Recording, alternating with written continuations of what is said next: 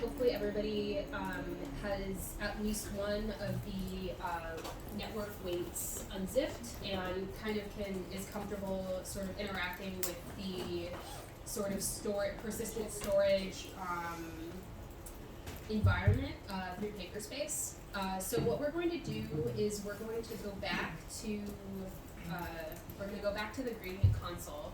And so what we're going to do now, just to give you guys kind of a little bit of context, so we're going to go to the running and training models using the gradient experiment builder tutorial. So if you click here, I just want to show you guys kind of an overview of what this looks like. So the first example is going to give sort of a visual step through of how to submit an experiment using the 2D class-based deep dreaming code. And that uses, just to kind of connect to what we talked about before the break, that uses either the Acadia general netweights folder or the Arch Parts VGG16 folder of weights. And so it's just steps through it visually, so you kind of know what to click at each step and what to input in. And we're going to be going through this and doing this, but there's a section in the middle of the page about how to run the commands you actually need to input the information for each of the different folders within Deep Design. So for example, this shows like evaluating 2D Google Deep Dream, which uses the Inception 5 weights that we unzipped, and tells you exactly where you need to store things in storage, and then provides you the commands that you would use with an experiment folder. So what I would recommend doing is kind of navigating to this location in the web interface, because it's really nice to like cut and paste things in. And we provided the commands that you need for each folder within the Deep Design repo. And so I love cutting and pasting things, so that's my recommendation, is just to have this open. What you'll see me doing is cutting and pasting things into the experiment folder. Okay, cool. So if we go back to the gradient console, we can kind of go underneath on the right-hand side and go to projects. So as I talked about before, a project sort of is like the umbrella for all of your experiments and jobs. So what we're going to do is first create a project to run our experiments in. So what you can do, you can see what's cool about the project console is that it lists each project and it gives you information about the projects that you have. So you can see that like I've created one called testing code, which I use to test all the code in our GitHub repository. And it gives information like my user information. It tells me the most recent command that I ran. And it tells me like what container I used, what type of computer, how long ago. Anyway, it tells me how many experiments that I have as well. And you can see that this is a new project I created just for shits and giggles. It has 0 experiments in it because I haven't used it. So what we can do is go to create project, and it prompts you to create, you can choose between 2 different types of project. We're only going to be creating standalone projects. The Gradient CI projects are a different way that you can link to GitHub, and we just don't need that level of functionality. So we can create a standalone project.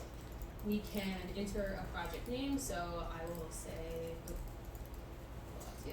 and the project is created. Just as an aside, so these project IDs, the reason why they're listed is because if you do choose to use the command line interface, you will need this information in order to interact between your local command line and the Paperspace arena, or the Paperspace project arena. But yeah, so what you can do now, so I'm going to click into my testing code project to take me to that specific project console.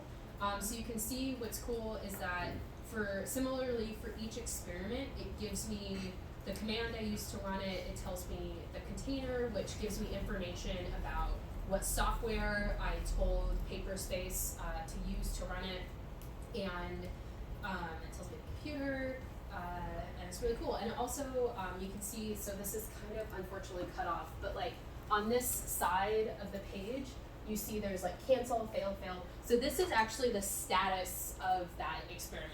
So for example, if I ran this experiment and it like failed, which this one did, I can click on the failed section and it takes me to this individual experiment console or job console, and I can click on failed and it gives me output for why this particular run failed. So what it's telling me right now is I didn't have the right software package. So I can go back, and then when I rerun and reparameterize my experiment, I can say, okay, using Datmo, Keras, TensorFlow was not the right Docker container. So this is a really useful and very informative way of controlling your experiments.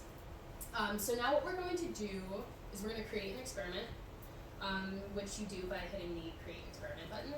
And what this does is it takes you to a very easy setup for where you parameterize different parts of your experiment. So also too, they provide sample experiments, which are really awesome. The fast style transfer is a really great one to step through. It's pretty easy to understand, and you can also go to those GitHub repositories to look at them more if you want to. So what we're going to do is we're going to step through evaluating 2D class-based deep dream. So if we go back to the GitHub repository, we see, okay, so the Docker container that we're going to use is this one that I've written for running this repository. So we're going to copy it, and so first we're going to choose a machine. So again, P4000 or P5000 should have you covered for any of what you're going to run within the deep design GitHub repository. I'm choosing P4000 for this one. So then it prompts us after that first step to go and specify our container, which is our software environment that we want Paperspace to run our code in. So I'm pasting this image, and in particular, this image is using TensorFlow to run this class-based visualization, or this class-based deep dreaming. For our workspace, that's just our GitHub repository. So we can just cut and paste from our command, and then the final thing that you need to input in is the command that we want to run. And so what this is referring to is within the deep design GitHub repository, we have our 2D class-based dreaming folder, and so it's saying what training script or what evaluation script within that folder do you want to run.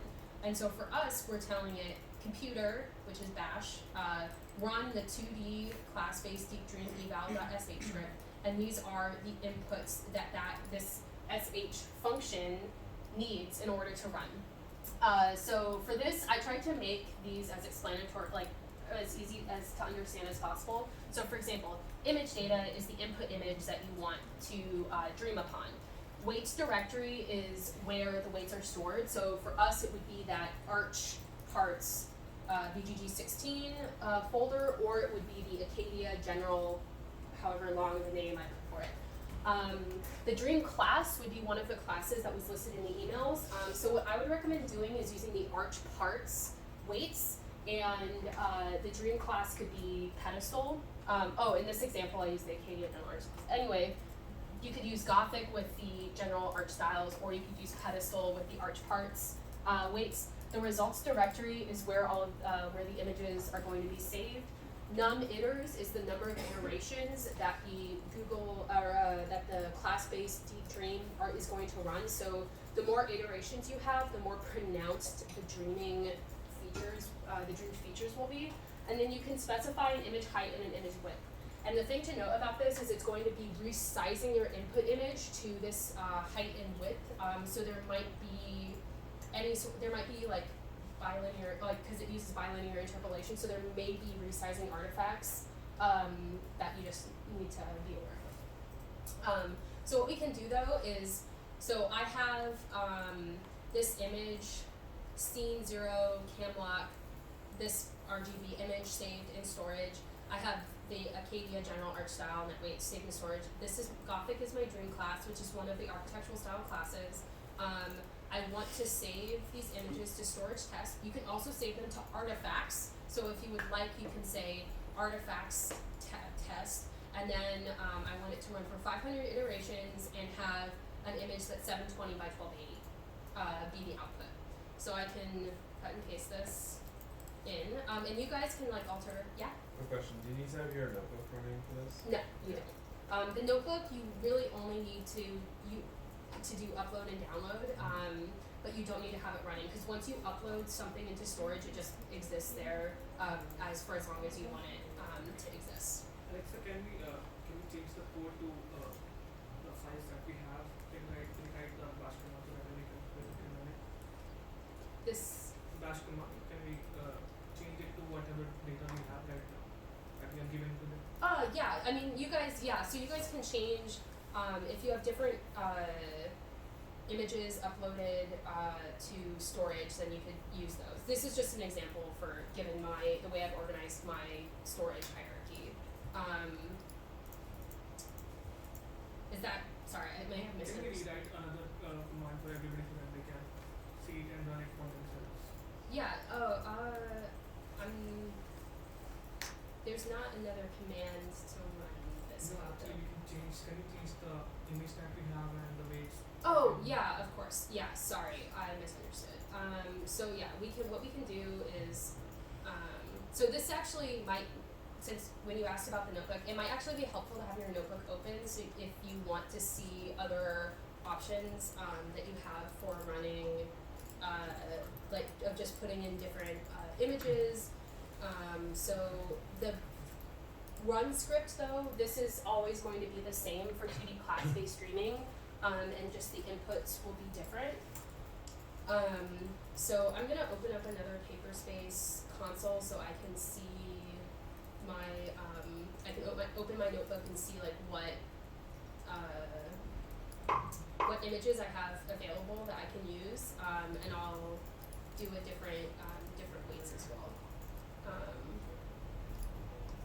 So that's books. Okay.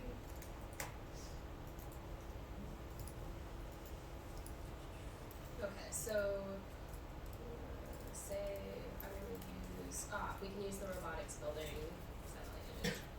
So going back and looking, so the input image data then, what I'm going to do is say I'm going to go to, it's located at storage. For me it's 2D models and that image. And so now the next input that I want is the weight directory. So let's say I actually want to do the architectural parts instead of the architectural style. So what I can do is I have it under custom weights, just to make sure, yes, it's correct. So then I'm going to input in where my weight directory is. So it's located at storage and custom weights. So if we go back to the GitHub repository, then the next input would be our dream class, which I'm going to say I want to dream a fountain, dream the features for the fountain class. And then the results directory, I'm actually, instead of saving it to storage, I'm going to save it to artifacts. And just say there's going to be a folder in my artifact storage space called tests that I want to save my resulting image, my image output to. And then for a number of iterations, let's just say, make it really easy and say 100. And then I'm just going to say 500 by 500 image.